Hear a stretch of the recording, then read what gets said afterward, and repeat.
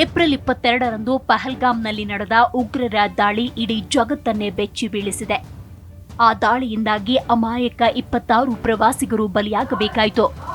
ಈ ದಾಳಿಯ ಬೆನ್ನಲ್ಲೇ ಪಹಲ್ಗಾಮ್ ದಾಳಿಯ ಹೊಣೆಯನ್ನ ಉಗ್ರ ಸಂಘಟನೆಯಾದ ದಿ ರೆಸಿಸ್ಟೆನ್ಸ್ ಫ್ರಂಟ್ TRF ಹೊತ್ತುಕೊಂಡಿತ್ತು. ಈ ದಾಳಿಯನ್ನ ಖಂಡಿಸಿರುವ ಭಾರತ, ಪಾಕಿಸ್ತಾನವು ಭಯೋತ್ಪಾದನೆಗೆ ಬೆಂಬಲ ನೀಡ್ತಾ ಇದೆ ಅಂತ ಆರೋಪಿಸಿದೆ. ಈ ಬೆನ್ನಲ್ಲೇ ಭಾರತ ಪಾಕಿಸ್ತಾನ ನಡುವಿನ ಮುನಿಸು ಮತ್ತಷ್ಟು ಹೆಚ್ಚಾಯಿತು. ಭಾರತಕ್ಕೆ ಅನ್ಯಾಯ ಮಾಡಿದ ಪಾಕಿಸ್ತಾನಕ್ಕೆ ಬುದ್ಧಿ ಕಲಿಸಲೇಬೇಕು ಅಂತ ಜನ ಕೂಡ ಆಗ್ರಹಿಸುತ್ತಿದ್ದಾರೆ. ಗೃಹ ಸಚಿವಾಲಯ ದೇಶದ ಹಲವು ರಾಜ್ಯಗಳಿಗೆ ಮೇ 7ರಂದು ನಾಗರಿಕ ರಕ್ಷಣಾ ಅಣಕು ಕವಾಯತ್ತು ಆಯೋಜಿಸುವಂತೆ ನಿರ್ದೇಶನ ನೀಡಿದೆ.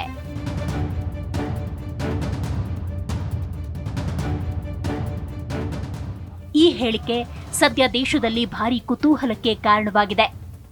ಎಲ್ಲ ರಾಜ್ಯಗಳಲ್ಲಿ ಯುದ್ಧದ ಸೈರನ್ ಮೊಳಗತ್ತೆ. ಹಾಗಾದ್ರೆ ಕರ್ನಾಟಕದ ಯಾವ ಜಿಲ್ಲೆಗಳಲ್ಲಿ ಈ ಸೈರನ್ ಮೊಳಗತ್ತೆ? ಮಾಕ್ ಡ್ರಿಲ್ ಅಂದ್ರೆ ಯುದ್ಧದ ಮುನ್ಸೂಚನೆ ನೀಡುವ ಸೈರನ್ ಎಂದರ್ಥ. ಇದು ಪ್ರಮುಖವಾಗಿ ಅಪಾಯ ಮತ್ತು ಶತ್ರು ಚಟುವಟಿಕೆಗಳ ಕುರಿತು ಎಚ್ಚರಿಕೆಯನ್ನ ನೀಡೋದಕ್ಕೆ ಸಂಬಂಧಿಸಿದ ಒಂದು ಹಂತ.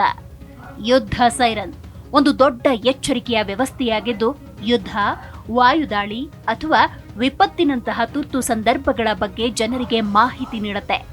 ಇದರ ಶಬ್ದ ಸಾಮಾನ್ಯ ಹಾರ್ನ್, ಆಂಬ್ಯುಲೆನ್ಸ್ ಅಥವಾ ಅಗ್ನಿಶಾಮಕ ವಾಹನದ ಸೈರನ್ಗಿಂತ ಸಂಪೂರ್ಣವಾಗಿ ಭಿನ್ನವಾಗಿರುತ್ತೆ.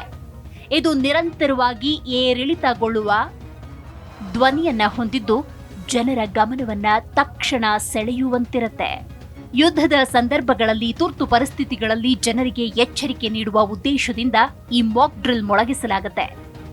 ಅದೇ ರೀತಿ ಮೇ 7ರಂದು ದೇಶದ 244 ನಗರಗಳಲ್ಲಿ ಯುದ್ಧದ ಸೈರನ್ ಮೊಳಗಿಸಲಾಗುತ್ತೆ. ಅಣಕು ಕವಾಯತ್ತುಗಳನ್ನು ನಡೆಸಲಾಗುತ್ತೆ. ಅದರಲ್ಲಿ ಕರ್ನಾಟಕ ಕೂಡ ಒಂದು. ಕರ್ನಾಟಕದ ಬೆಂಗಳೂರು ನಗರ, ಬೆಂಗಳೂರು ಗ್ರಾಮಾಂತರ, ಮಲ್ಲೇಶ್ವರ, ರಾಯಚೂರು ಜಿಲ್ಲೆಗಳಲ್ಲಿ ಮಾಕ್ ಡ್ರಿಲ್ ಮೊಳಗಲಿದೆ ಎಂದು ವರದಿಯಾಗಿದೆ. ಇನ್ನು ಬೆಂಗಳೂರಿನ 35 ಕಡೆಗಳಲ್ಲಿ ಅಣಕು ಕವಾಯತ್ತು ನಡೆಯಲಿದೆ. ಈಗಾಗಲೇ ಇದಕ್ಕಾಗಿ ಪರಿಶೀಲನೆ ಕೂಡ ನಡೀತಾ ಇದೆ. ಬೆಂಗಳೂರಿನಲ್ಲಿ ರಕ್ಷಣಾ ಇಲಾಖೆಗೆ ಸಂಬಂಧಪಟ್ಟಂತೆ ಹೆಚ್ಚು ಬೇಸ್ಗಳು, ಕಚೇರಿಗಳಿದ್ದು ಸಂಜೆ 4 ಗಂಟೆಗೆ ಮಾಡಲು ನಿರ್ಧಾರ ತೆಗೆದುಕೊಳ್ಳಲಾಗಿದೆ. NCC, NSS, ಸಿವಿಲ್ ಡಿಫೆನ್ಸ್ ಡಾಕ್ಟರ್ಗಳು ಭಾಗಿಯಾಗ್ತಾರೆ. ಪೊಲೀಸ್ ಠಾಣೆ ಮತ್ತು ಅಗ್ನಿಶಾಮಕ ದಳ ಪೊಲೀಸ್ ಠಾಣೆಗಳ ಮೇಲೆ ಸೈರನ್ ಇರಲಿದೆ. 35 ಕಡೆ ಇದ್ದು 32 ಕೆಲಸ ಮಾಡ್ತಾ ಇದೆ. ಈ ಬಗ್ಗೆ ಸಿವಿಲ್ ಡಿಫೆನ್ಸ್ ಕಚೇರಿಗೆ ಮೇಲ್ ರವಾನೆಯಾಗಿದ್ದು, ಶತ್ರುಗಳ ದಾಳಿಯಿಂದ ಜನರನ್ನ ಹೇಗೆ ರಕ್ಷಿಸಬೇಕು ಎಂಬುದರ ಬಗ್ಗೆ ಆಯಾ ರಾಜ್ಯಗಳ ಸಿವಿಲ್ ಡಿಫೆನ್ಸ್ ಮುಖ್ಯಸ್ಥರಿಗೆ ಮಾಹಿತಿ, ಸಲಹೆಗಳನ್ನ ಮೇಲಧಿಕಾರಿಗಳು ನೀಡಿದ್ದಾರೆ. ಈ ಸಂದರ್ಭದಲ್ಲಿ ಜನ ಏನು ಮಾಡಬೇಕು, ಏನು ಮಾಡಬಾರದು ಅನ್ನೋದರ ಬಗ್ಗೆ ಕೇಂದ್ರದಿಂದ ಸುತ್ತಲೇ ಇದೆ. 1 ವಾರದ ಕಾಲ ಅಣಕು ಪ್ರದರ್ಶನ ನಡೆಯಲಿದೆ. ಭಾರತ ಮತ್ತು ಪಾಕಿಸ್ತಾನ ಯುದ್ಧದ ಕಾರ್ಮೋಡದ ನಡುವೆ ಕೇಂದ್ರ ಗೃಹ ಇಲಾಖೆ ಮೇ 7ರಂದು ನಾಗರಿಕ ರಕ್ಷಣಾ ಅಣಕು ಕವಾಯತ್ತುಗಳನ್ನು ನಡೆಸಲು ಎಲ್ಲ ರಾಜ್ಯಗಳಿಗೆ ನಿರ್ದೇಶನ ಕೊಟ್ಟಾಗಿದೆ.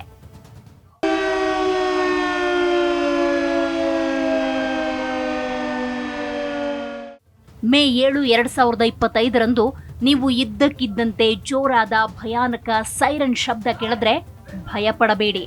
ಇದು ತುರ್ತು ಪರಿಸ್ಥಿತಿಯ ಸಂಕೇತವಲ್ಲ, ಬದಲಿಗೆ ಒಂದು ಅಣಕು ಕವಾಯತ್ತು ಅಥವಾ ಮಾಕ್ ಡ್ರಿಲ್. ಯಾಕಂದ್ರೆ ಇದರ ಉದ್ದೇಶ ಯುದ್ಧ ಅಥವಾ ವಾಯುದಾಳಿಯಂತಹ ತುರ್ತು ಸಂದರ್ಭಗಳಲ್ಲಿ ಜನರನ್ನ ಸಿದ್ಧಗೊಳಿಸುವುದಲ್ಲ.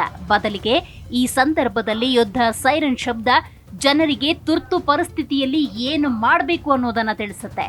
1971ರ ಭಾರತ ಪಾಕಿಸ್ತಾನ ಯುದ್ಧದ ನಂತರ ಭಾರತ ಸರ್ಕಾರ ಇಂತಹ ಅಣಕು ಕವಾಯತ್ತಿಗೆ ಆದೇಶಿಸಿದ್ದು ಇದೇ ಮೊದಲ ಬಾರಿಗೆ. ಈ ಸೈರನ್ನ ಮಹತ್ವ, ಅದನ್ನ ಹೇಗೆ ಅಳವಡಿಸಲಾಗುತ್ತೆ, ಅದರ ಶಬ್ದ ಹೇಗಿರುತ್ತೆ, ಎಷ್ಟು ದೂರ ಕೇಳಿಸುತ್ತೆ, ಶಬ್ದ ಕೇಳಿದಾಗ ಜನ ಹಾಗಾದ್ರೆ ಏನು ಮಾಡಬೇಕು? ಯುದ್ಧ ಸೈರನ್ ಒಂದು ದೊಡ್ಡ ಎಚ್ಚರಿಕೆಯ ವ್ಯವಸ್ಥೆ. ಯುದ್ಧ, ವಾಯುದಾಳಿ, ವಿಪತ್ತಿನಂತಹ ತುರ್ತು ಸಂದರ್ಭಗಳಲ್ಲಿ ಜನರಿಗೆ ಮಾಹಿತಿ ನೀಡುತ್ತೆ. ಇದರ ಶಬ್ದ ಸಾಮಾನ್ಯ ಹಾರ್ನ್, ಆಂಬ್ಯುಲೆನ್ಸ್ ಅಥವಾ ಅಗ್ನಿಶಾಮಕ ವಾಹನದ ಸೈರನ್ಗಿಂತ ಸಂಪೂರ್ಣ ಭಿನ್ನ. ಇದು ನಿರಂತರವಾಗಿ ಏರಿಳಿತಗೊಳ್ಳುವ ಧ್ವನಿ ಹೊಂದಿರತ್ತೆ. ಜನರ ಗಮನವನ್ನ ತಕ್ಷಣ ಸೆಳೆಯುತ್ತೆ. ಯುದ್ಧ ಸೈರನ್ಗಳನ್ನ ಸಾಮಾನ್ಯವಾಗಿ ಎತ್ತರದ ಸ್ಥಾನದಲ್ಲಿ ಅಳವಡಿಸಲಾಗುತ್ತೆ. ಆಡಳಿತ ಕಟ್ಟಡಗಳು ಅಂದ್ರೆ ಸರ್ಕಾರಿ ಕಚೇರಿಗಳು, ಸಚಿವಾಲಯಗಳು, ಪೊಲೀಸ್ ಪ್ರಧಾನ ಕಚೇರಿಗಳು, ಅಗ್ನಿಶಾಮಕ ಠಾಣೆಗಳು, ಮಿಲಿಟರಿ ನೆಲೆಗಳು, ಜನದಟ್ಟಣೆಯ ನಗರ ಪ್ರದೇಶಗಳು ಅಂದರೆ ವಾಣಿಜ್ಯ ಕೇಂದ್ರಗಳು, ಮಾರುಕಟ್ಟೆಗಳು, ಹೀಗೆ ದೆಹಲಿ, ಮುಂಬೈ, ಕೋಲ್ಕತ್ತಾ, ಚೆನ್ನೈ, ಬೆಂಗಳೂರು ಮತ್ತು ನೋಯ್ಡಾದಂತಹ ದೊಡ್ಡ ನಗರಗಳ ಸೂಕ್ಷ್ಮ ಪ್ರದೇಶಗಳು. ಈ ಸೈರನ್ಗಳ ಶಬ್ದ ಸಾಧ್ಯವಾದಷ್ಟು ದೂರ ತಲುಪುವಂತೆ ವಿನ್ಯಾಸಗೊಳಿಸಲಾಗಿರುತ್ತೆ. ದೇಶದ ಪ್ರತಿಯೊಂದು ಪ್ರಮುಖ ನಗರದಲ್ಲಿಯೂ ಇವುಗಳನ್ನು ಸ್ಥಾಪಿಸಬಹುದು. ವಿಶೇಷವಾಗಿ ಗಡಿಗೆ ಸಮೀಪವಿರುವ ಅಥವಾ ರಾಜತಾಂತ್ರಿಕವಾಗಿ ಮಹತ್ವದ ಸ್ಥಳಗಳಲ್ಲಿ ಈ ಸೈರನ್ಗಳನ್ನು ಅಳವಡಿಸಲಾಗಿರುತ್ತೆ. ಹಾಗಾದ್ರೆ ಯುದ್ಧ ಸೈರನ್ನ ಶಬ್ದ ಹೇಗಿರುತ್ತೆ, ಎಷ್ಟು ದೂರ ಕೇಳಿಸುತ್ತೆ? ಯುದ್ಧ ಸೈರನ್ನ ಶಬ್ದ ಅತ್ಯಂತ ಜೋರಾಗಿರುತ್ತೆ ಮತ್ತು ಚಕ್ರೀಯ ಮಾದರಿಯನ್ನ ಅಂದ್ರೆ ಸೈಕ್ಲಿಕ್ ಪ್ಯಾಟರ್ನ್ ಅನ್ನ ಹೊಂದಿರುತ್ತೆ. ಇದು ಕ್ರಮೇಣ ಧ್ವನಿಯಲ್ಲಿ ಏರಿಳಿತಗೊಳ್ಳುತ್ತೆ, ಅಂದ್ರೆ ಹೆಚ್ಚಾಗತ್ತೆ, ಕಡಿಮೆ ಆಗತ್ತೆ ಮತ್ತು ಈ ಕ್ರಮವು ಕೆಲವು ನಿಮಿಷಗಳವರೆಗೆ ಮುಂದುವರಿಯುತ್ತೆ. ಶಬ್ದದ ತೀವ್ರತೆಯ ಬಗ್ಗೆ ನೋಡೋದಾದ್ರೆ ಆಂಬ್ಯುಲೆನ್ಸ್ ಸೈರನ್ಗಳು ಅಂದ್ರೆ 110ರಿಂದ 120 ಡೆಸಿಬಲ್ಗಳ ಶಬ್ದವನ್ನ ಉತ್ಪಾದಿಸೋದಾದ್ರೆ ಯುದ್ಧ ಸೈರನ್ಗಳು 120ರಿಂದ 140 ಡೆಸಿಬಲ್ಗಳ ಶಬ್ದವನ್ನ ಉತ್ಪಾದಿಸುತ್ತೆ. ಇದರ ವ್ಯಾಪ್ತಿಯ ಬಗ್ಗೆ ನೋಡೋದಾದ್ರೆ ಈ ಸೈರನ್ನ ಶಬ್ದ 2ರಿಂದ 5 ಕಿಲೋಮೀಟರ್ ವ್ಯಾಪ್ತಿಯವರೆಗೆ ಕೇಳಿಸುತ್ತೆ. ಪರಿಸರದ ಶಬ್ದ ಮತ್ತು ಕಟ್ಟಡಗಳ ಸಾಂದ್ರತೆಯನ್ನ ಅವಲಂಬಿಸಿ ನಿರ್ಧಾರವಾಗುತ್ತೆ. ಹಾಗಾದ್ರೆ ಈ ಹಿಂದೆ ಭಾರತದಲ್ಲಿ ಯುದ್ಧ ಸೈರನ್ಗಳನ್ನ ಯಾವಾಗ ಬಳಸಲಾಗಿತ್ತು?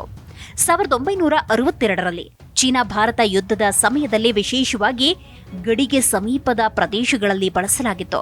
1965 ಭಾರತ ಪಾಕಿಸ್ತಾನ ಯುದ್ಧದ ಸಮಯದಲ್ಲಿ ದೆಹಲಿ, ಅಮೃತ್ಸರ ಮತ್ತು ಇತರ ಉತ್ತರ ಭಾರತದ ನಗರಗಳಲ್ಲಿ ಮೊಳಗಿಸಲಾಗಿತ್ತು.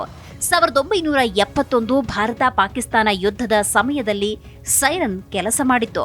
ದೆಹಲಿ, ಮುಂಬೈ, ಕೋಲ್ಕತ್ತಾ ಮತ್ತು ಗಡಿ ನಗರಗಳಲ್ಲಿ ಸೈರನ್ ಆಗಿತ್ತು. 1999 ಕಾರ್ಗಿಲ್ ಯುದ್ಧದ ಸಮಯದಲ್ಲಿ ಜಮ್ಮು ಕಾಶ್ಮೀರದ ಗಡಿ ಪ್ರದೇಶಗಳಲ್ಲಿ ಸೈರನ್ ಮಾಡಲಾಗಿತ್ತು. 1971ರ ಯುದ್ಧದ ನಂತರ ಇಂತಹ ರಾಷ್ಟ್ರವ್ಯಾಪಿ ಅಣುಕು ಕವಾಯತ್ತು ನಡೆದೇ ಇರಲಿಲ್ಲ. ಮೇ 7, 2025ರಂದು ಯೋಜಿತವಾಗಿರುವ ಕವಾಯತ್ತು ದಶಕಗಳ ನಂತರ ಮೊದಲ ರಾಷ್ಟ್ರೀಯ ಮಟ್ಟದ ವ್ಯಾಯಾಮವಾಗಿದೆ. ಹಾಗಾದ್ರೆ ಈ ಸೈರನ್ ಮೊಳಗಿದಾಗ ಜನ ಏನು ಮಾಡಬೇಕು? ಭಯ ಪಡಬೇಡಿ, ಯಾಕಂದ್ರೆ ಇದು ಕೇವಲ ತರಬೇತಿ ವ್ಯಾಯಾಮ. ಸರ್ಕಾರದ ಸೂಚನೆಗಳನ್ನ ಗಮನಿಸಿ, ಟಿವಿ, ರೇಡಿಯೋ, ಮೊಬೈಲ್ ಎಚ್ಚರಿಕೆಗಳ ಮೂಲಕ ಮಾಹಿತಿಯನ್ನು ಪಡೆದುಕೊಳ್ಳಿ. ಕವಾಯತ್ತಿನ ಭಾಗವಾಗಿ ಸುರಕ್ಷಿತ ಸ್ಥಳಕ್ಕೆ ತೆರಳುವ ಅಭ್ಯಾಸ ಮಾಡಿ. ಇನ್ನು ನಿಜವಾದ ತುರ್ತು ಸಂದರ್ಭದಲ್ಲಿ ಹಾಗಾದ್ರೆ ಏನು ಮಾಡಬೇಕು? ತಕ್ಷಣ ಸುರಕ್ಷಿತ ಸ್ಥಳಕ್ಕೆ ತೆರಳಿ. ಉದಾಹರಣೆ, ಮನೆಯ ಒಳಗೆ, ಕಟ್ಟಡದ ಒಳಗೆ ಅಥವಾ ಸರ್ಕಾರ ಗೊತ್ತುಪಡಿಸಿದ ಬಂಕರ್ಗೆ. ತೆರೆದ ಪ್ರದೇಶಗಳಿಂದ ದೂರವಿರಿ. ಟಿವಿ, ರೇಡಿಯೋ ಅಥವಾ ಸರ್ಕಾರದ ಅಧಿಕೃತ ಎಚ್ಚರಿಕೆ ಸಂದೇಶಗಳಿಗೆ ಗಮನ ಕೊಡಿ.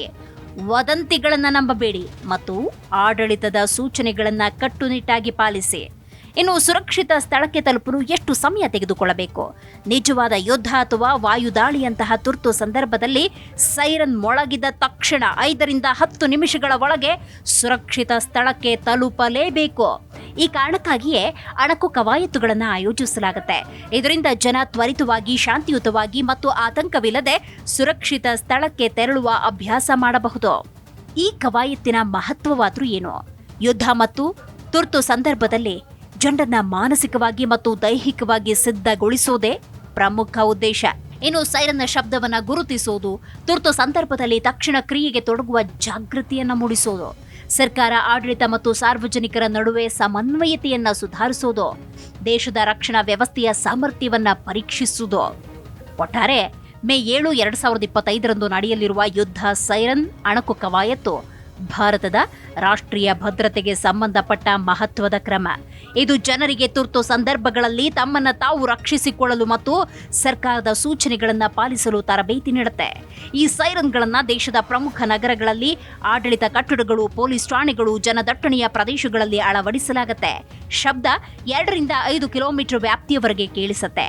120ರಿಂದ 140 ಡೆಸಿಬಲ್ಗಳ ತೀವ್ರತೆಯನ್ನು ಹೊಂದಿರುತ್ತೆ. ಕವಾಯತ್ತಿನ ಸಮಯದಲ್ಲಿ ಶಾಂತವಾಗಿರಿ.